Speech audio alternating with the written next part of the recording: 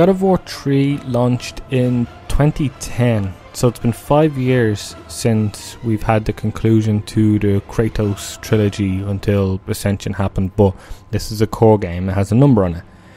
And now it has been released for PlayStation 4 in a remastered version.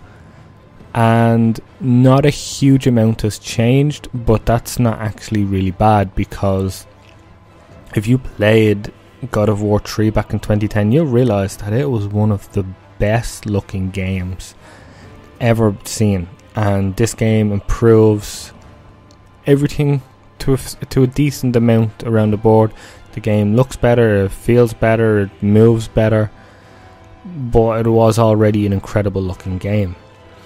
So in terms of what's new, it's not a lot. This is one of those remasters that use the PlayStation 4's power to make it even better, but it doesn't change much, meaning if you've played God of War 3, there isn't a huge amount here to bring you back in, but at the same time there's not a lot of character action hack and slash type games out there anyway, so it's kind of a nice little filler. There's been the DMC games, but it's a lot more about style. This is about epicness, it's about incredible looking vistas and incredibly graphic gameplay, and a very very very angry bald man, and it still feels great and it still looks incredible. Like, if you were to look at God of War 3 for the most part on PS3, you'd think, okay, that looks like a good PS4 game, where now it looks like a great PS4 game. It's a remaster that feels like it could have been a part of the lineup for this generation, and that really goes to hold to how great the art design is and how incredible the game looked technically in the first place.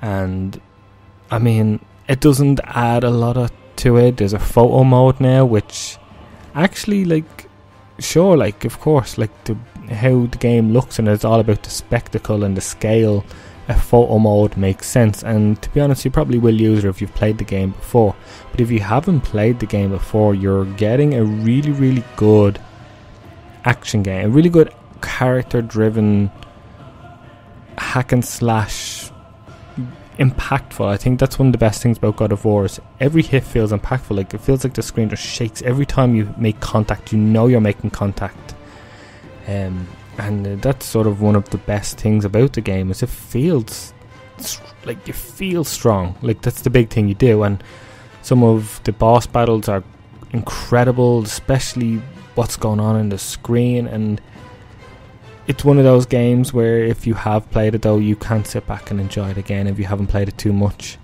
There's honestly not too much different about the game. It looks better, plays better, feels better. That's literally what I could have put the entire review down to, is yes, it's the same as the PS3 version, it looks better.